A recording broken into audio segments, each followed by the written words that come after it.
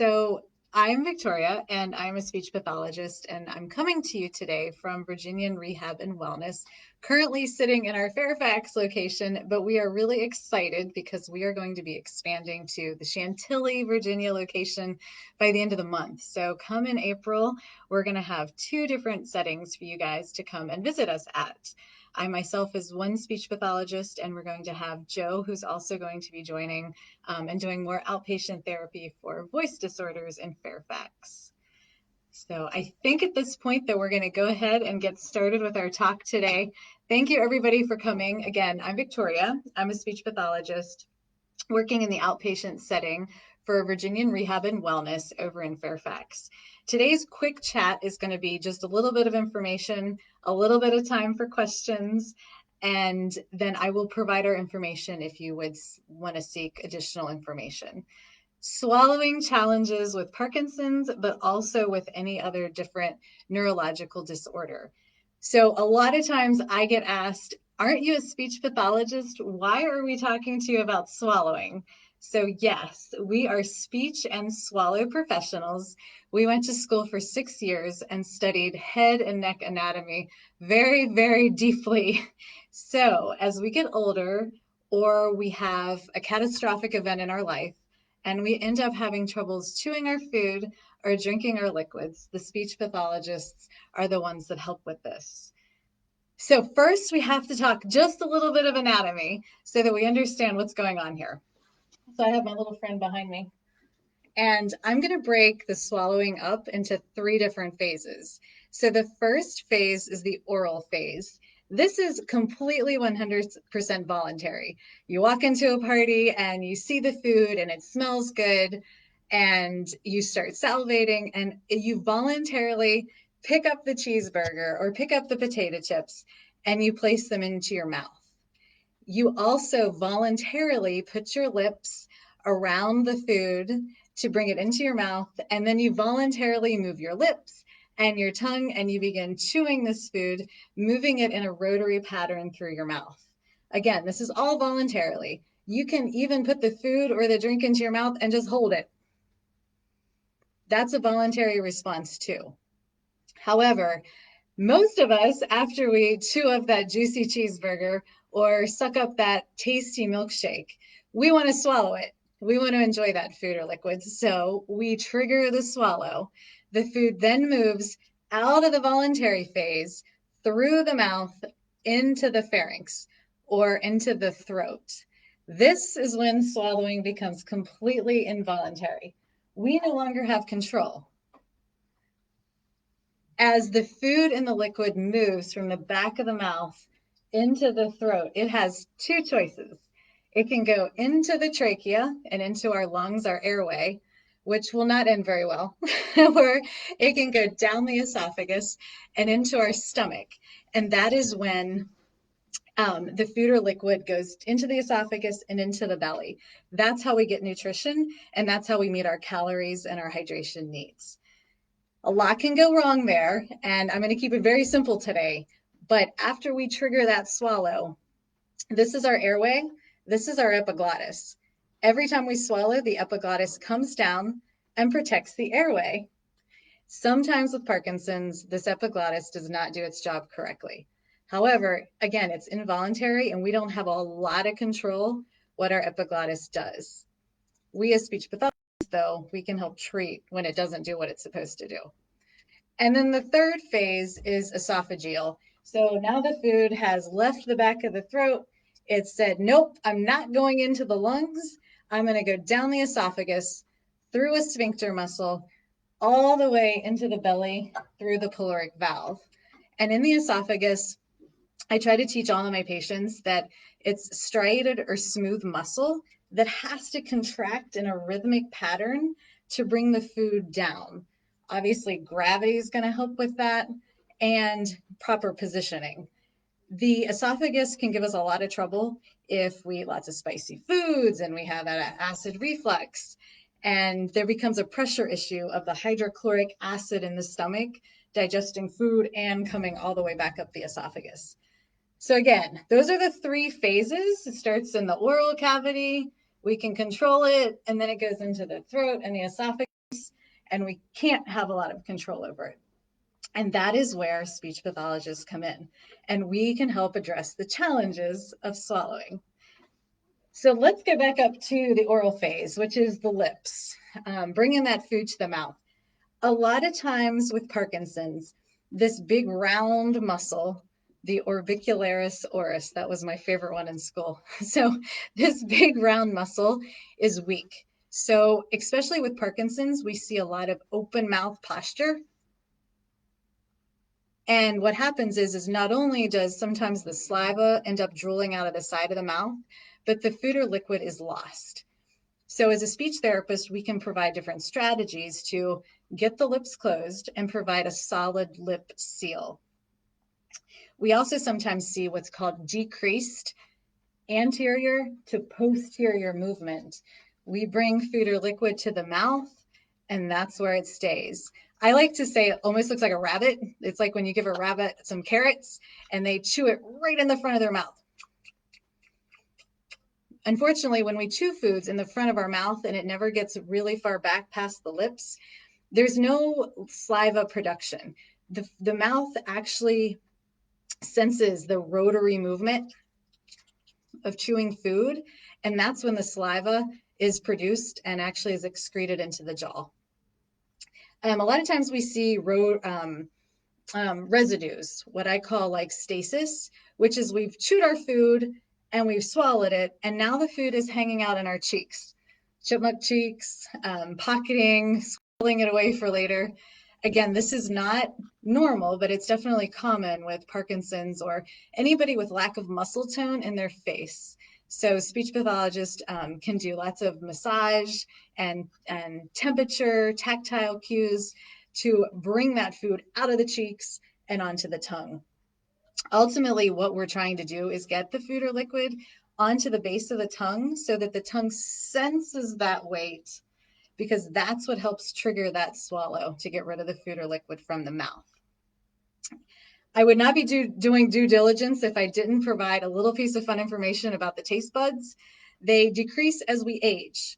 And the ones that stick around the longest are the ones that detect sweetness.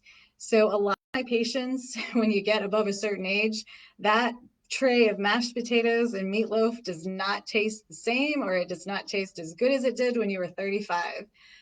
I have found one of the best strategies is a bite of ice cream and a bite of mashed potatoes, and then a bite of ice cream, and then a bite of mashed potatoes. This really, really helps the patients get the calories and meet the protein and the fiber and the fat needs, because they're just not really tasting much more beyond the ice cream. So sweet foods definitely go down better the older we get. It's a positive part of aging, I guess. Again, with the lips, there's different cups. Of course, we give children sippy cups with valves in it where they have to suck. Adults can have cups that are very similar. I call this the Starbucks equivalent, but it's got handles. So it's got the small hole in the top. Again, it does not require the patient to have to suck. All they have to do is bring the cup to their mouth, and it lets out a very small amount of liquid at one time. No gulping, no holding liquid in their mouth, not too much liquid in the mouth that's going to spill back out. Lots of different adaptive equipment. So speech pathologists sometimes refer patients on to occupational therapy because they are like the masters of different utensils and different handles and different materials, different equipment that can help eating and drinking just be easier. A lot of times I get asked, what about straws? Pretty much any speech pathologist you're going to meet on the street is going to say, no straws. We do not recommend them. The simplest way to explain it is that it is really hard sometimes to control the amount of liquid that you're sucking up. And what happens is when you don't control that well, it falls back over the back of the tongue and it goes right into the airway because that epiglottis was not ready to protect the airway.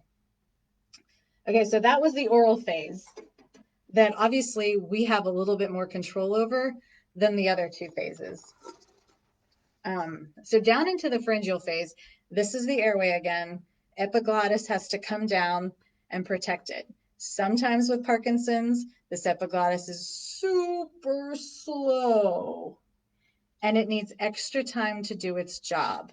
This is one of the times when thickened liquids, this is a pre-thickened cup, comes in handy. So we speech pathologists can make thickened liquids, or we can also pre-purchase them. There's different consistencies.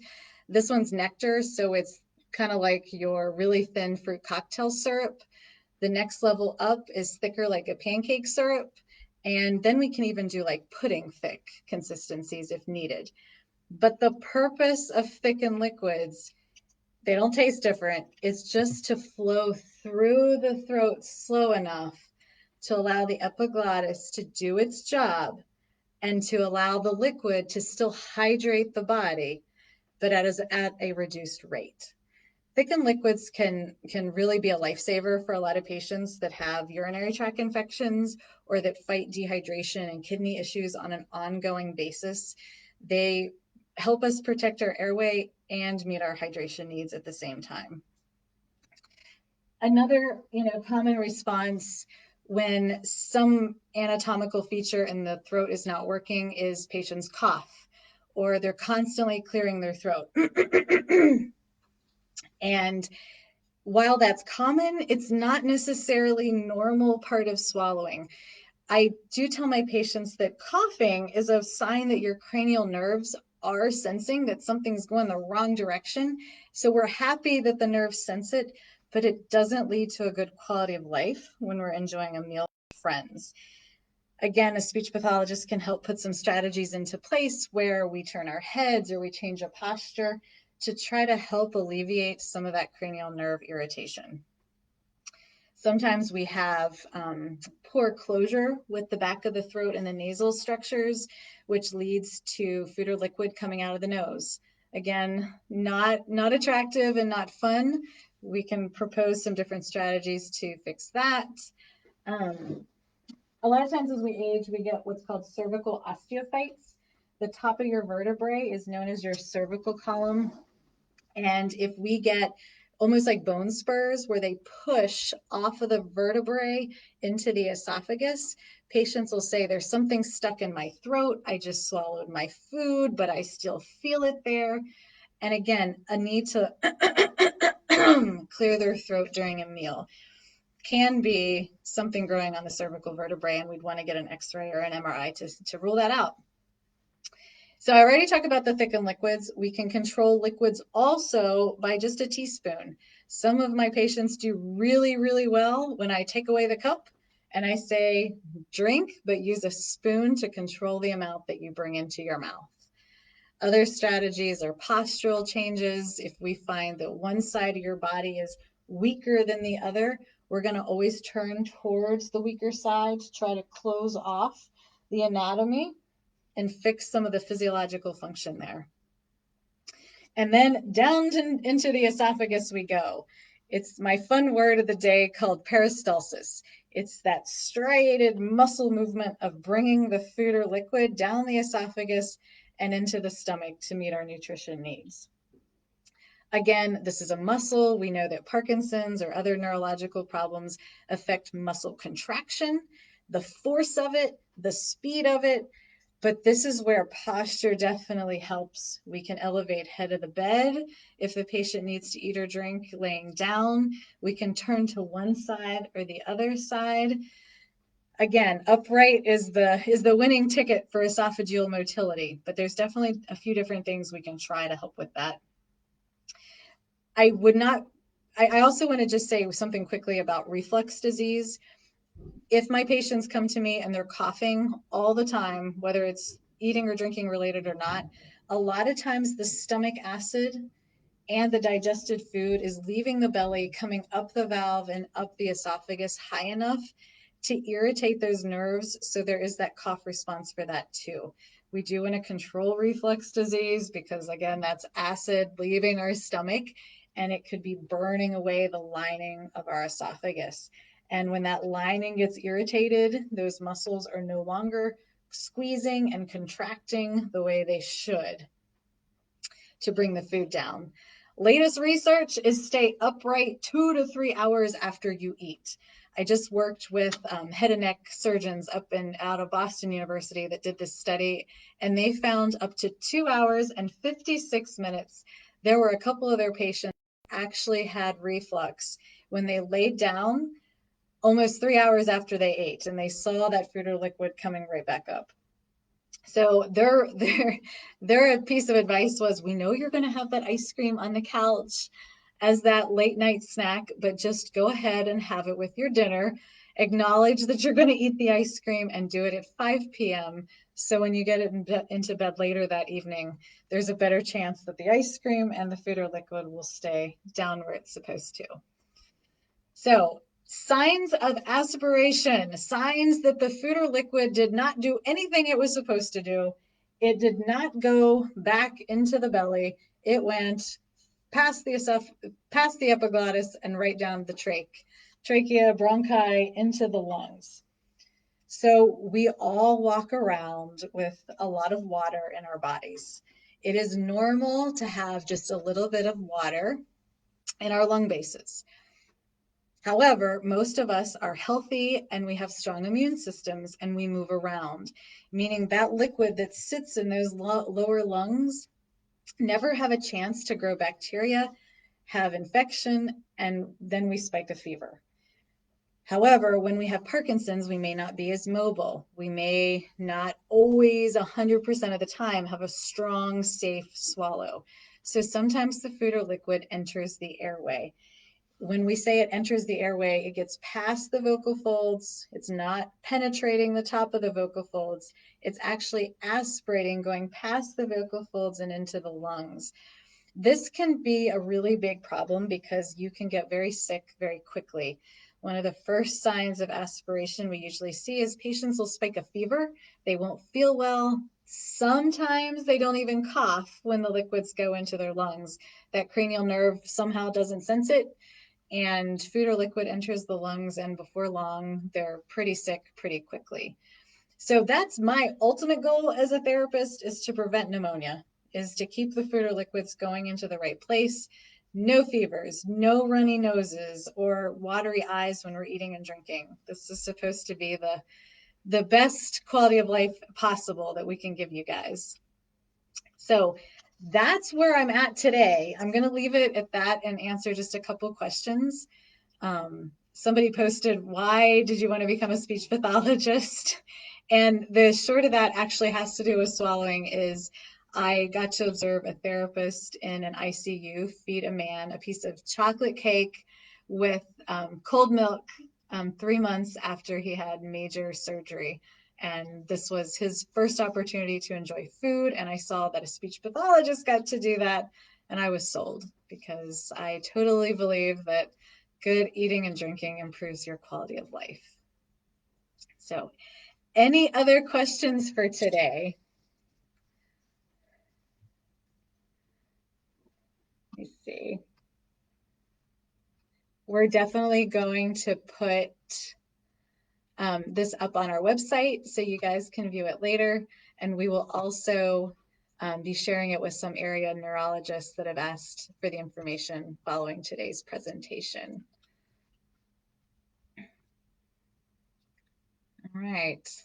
Well, thank you guys for listening. I hope you learned a little bit about eating and drinking safely and how speech pathologists can help you. Again, I'm Victoria. I work full-time at Virginian Rehab and Wellness in Fairfax, and we are going to Chantilly in April. All right. Bye, guys. Have a great day.